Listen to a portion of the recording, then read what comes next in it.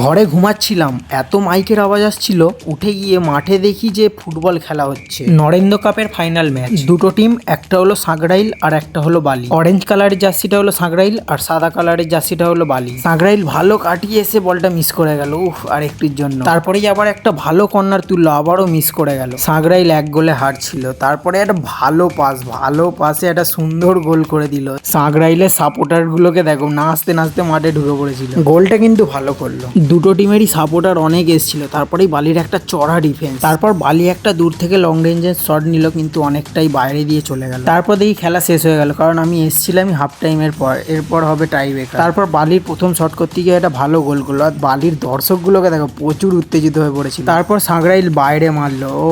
তারপর আর বালির সাপোর্টারকে ধরে রাখি ভাই সাব, ফুল উত্তেজিত হয়ে পড়েছিল। তারপর বালি গোল করে জিতে গেল। তারপর বালির দর্শককে আটকায় গিয়ে যে যেদিকে পারছে ছুটছে। যাই হোক, বালি ভালো খেলেছে আর জিতেও গেছে। তারপর বাজি ফাটাচ্ছিল, অনেক কিছু করছিল। চলো, আমি তো গেলাম ঘরে, বাই।